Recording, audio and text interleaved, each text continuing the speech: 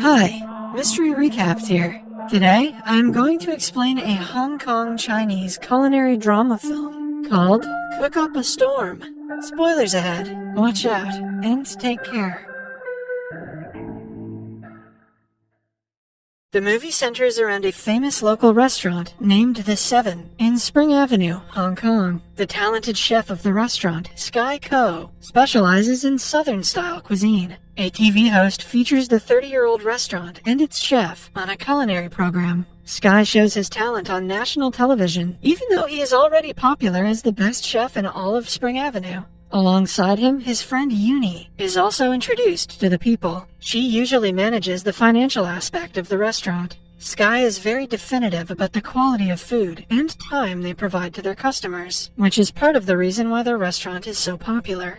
Most of the time, it is so packed that a queue of people has to line up outside the restaurant. That day, a rude customer barges in after breaking up the queue. Sky refuses to serve him, even though the customer boasts about the power and money he possesses. Before leaving, the man laughs at their small restaurant and discloses that his boss has invited a world-class chef to open a 3-star restaurant opposite to theirs. The thought scares Uni, but she dismisses it as a bluff. Meanwhile, in France, the crowned king and queen are welcoming their newborn son. They hold a massive ball to celebrate the birth and invite a world-class chef to cook for the guests. We are introduced to the said chef, Paul An. He is a Michelin-starred Korean chef trained in France. Paul has a special way of cooking that doesn't see boundaries in one particular style. He loves to mix cuisines from different countries and thus create innovative dishes. For the chef's special, he presents the queen with a dessert that looks like a red egg, but is filled with mango puree and coconuts. Gross. The dish is inspired by the tradition that symbolizes red eggs as a blessing to the newborn. The delicious dish and the meaning behind it touch the royals' hearts, and they applaud Paul's brilliant work. After the successful ball, he and his assistant Mayo return to the restaurant that they currently work for. The owner and their co-workers welcome them with cheers, congratulating them on their success. The owner also announces that they have promoted Paul to the executive chef of the whole Art Nouveau franchise. The step is a huge one for him. However, to everyone's surprise, he declines the offer. Paul wants to return to Asia and pursue a bigger and higher ambition. He and Mayo have been invited by a Chinese businessman who wants to open a 3-star restaurant. The staff supports their decision and wishes them farewell. Back on Spring Avenue, one of Sky's regular customers informs him that the rumor about the new restaurant being established is true. The news is bittersweet for Sky because he wants his small colony to develop, but a new restaurant would mean fewer customers and more competition. When Sky was 10 years old, his father used to hit him and insult him for having no talent as a cook. One day, he abandoned Sky and chose to pursue his culinary career over being a father, with the excuse being that Sky couldn't even make a decent bowl of noodles. Imagine your dad leaving because of noodles. Ever since, Uncle Seven, the master and owner of the 7 restaurants, has taken care of him. He also taught Sky everything that he needed to know about food, unlike his father. Currently, Sky hasn't met his father in over 20 years and has no plan to reconcile with him. The following morning, Paul arrives in Hong Kong and goes to the market in search of a big grouper fish. The seller has only one of the fish and decides to sell it to Sky, knowing that he will cook it better. Paul argues, insisting that a shopkeeper shouldn't be biased. They get into a small argument before the seller cuts the fish in half for both of them. A few weeks later is the opening ceremony of the 3-star restaurant named Stellar that is right in front of the 7 restaurant. The chairman and manager of the Lee Management Group arrives as the first guests of the restaurant and are welcomed by Paul and Mayo. At the same time, the people from the 7 restaurants start announcing different discount offers they're offering for the next week. When the security guards from the Stellar restaurant try to stop them, a conflict arises. This attracts Paul and the guests' attention, making them come out to see what the fuss is about. When the conversation gets heated, Maya suggests they hold a competition to see which cook is better. Sky and Paul recognize each other from the market and accept the challenge. They decide to indulge in a fish cutting competition. Paul goes first and skillfully picks all of the ribs from a fish in no time. Following that, Sky takes the same fish and cuts it into even pieces in under a minute. The crowd claps for him, and even Paul is impressed. The chairman of the Lee Group has to announce the results. In an unbiased way, he claims that the true results will only be announced in the International Chef Challenge competition that both chefs have taken part in. He also announces that he is planning to take over the entire Spring Avenue colony to remove all of the buildings and modernize it. If Sky wins in the competition, the chairman is willing to withdraw his plan to preserve the heritage of the colony. However, if Paul wins, he will go through with the plan. With the future of the entire colony in his hands, Sky feels pressured, but still, he is determined to do his best. For the next few days, the number of customers at the Seven restaurant decreases. Uni is worried that they might soon go out of business, but Sky assures her that is not possible. He gives her the example of escargot and field snails, claiming that there will always be people who like one more than the other. They do not have to change their food to be better than the Stellar restaurant, because there will always be customers who like theirs better.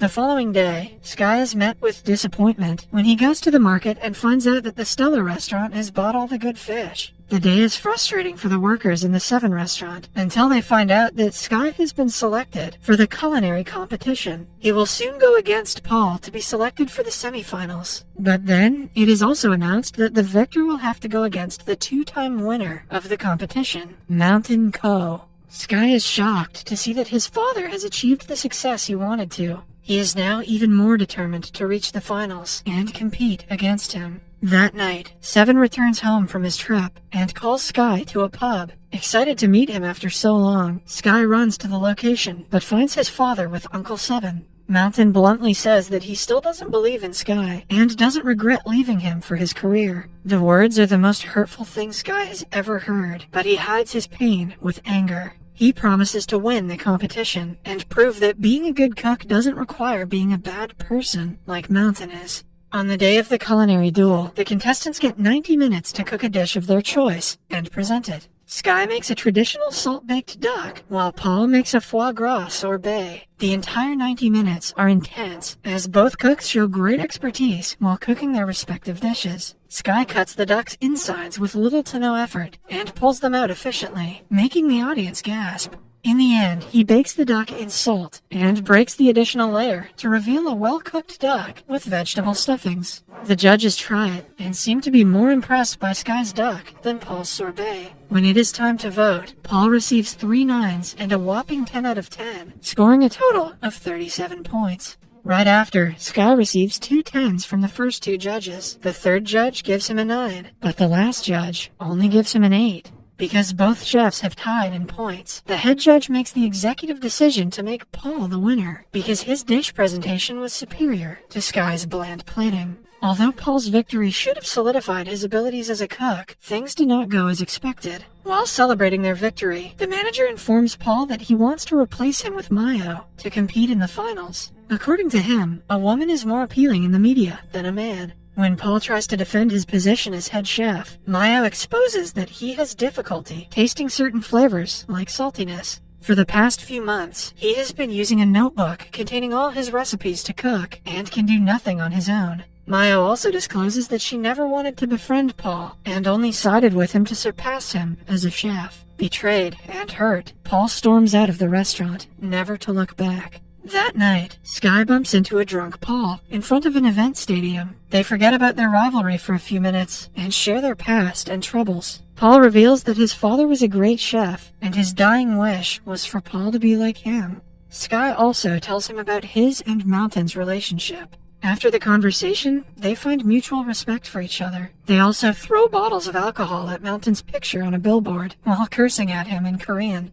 Paul doesn't want to give up on the competition yet. Since he cannot take part as a representative of the Stellar restaurant, he decides to participate as an individual chef. After debunking the rule book, he even asks Sky to join him for the semifinals. At the same time, the manager of Stellar is at the Seven restaurant, urging Uncle Seven to sign away his restaurant to the Lee Group. Right then, Paul and Sky appear and announce their partnership. Paul also reminds the manager that as the winner of the competition, he is eligible to compete at the championship. For the next few weeks, Sky and Paul work and train together. They try each other's styles of cooking and reach a common ground of modernization of traditional cuisine. The semifinal of the culinary competition takes place at the Studio City Casino in Macau. The one to win the round will have to face the current god of cookery, Mountain Co. The competition starts, and Sky and Paul use both their culinary strengths to compete against 4 other great chefs from different parts of the world. Somehow, the Lee group has also made Mayo take part in the competition. She cooks extra carefully to prove that she is better than Paul. She makes an oyster dish with frozen foam that the judges compliment initially, but on being served, they seem to find it mediocre. Meanwhile, Paul and Sky create a deconstructed mapo tofu. Sky's sense of taste helps determine the flavor of ingredients, while Paul's understanding of the culinary artistry helps with the techniques and processes used. Together, they create a traditional dish with a modern design.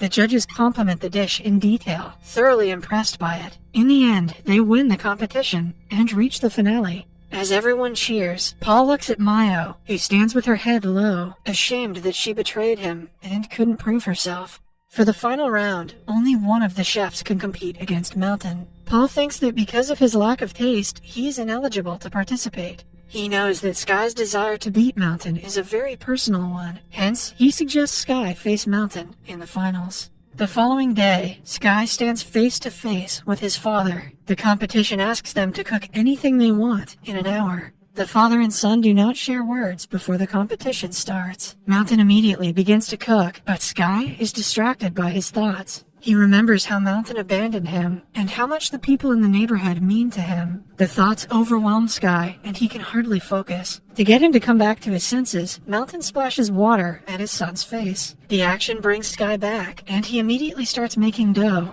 By the end of the hour, Mountain makes an aesthetic sugar display of molten lava with a flower on top. In contrast, Sky's dish is a bit more simple, but personal. He makes noodles, like the noodles that Mountain made years ago, before abandoning his son. The judges try Mountain's dish, and are impressed by it. However, Sky never hands his dish to them. Instead, he gives the bowl of noodles to Mountain. Mountain eats it, and is moved, as he remembers what the noodles represent. At last, he has no choice but to acknowledge his son's brilliance in culinary art. The winner of the competition is unclear, but the judges never got to taste the food. In the following scene, we see a crowd has gathered outside the Seven restaurant to celebrate the Chinese New Year. They enjoy a meal cooked by Sky and Paul together as a family.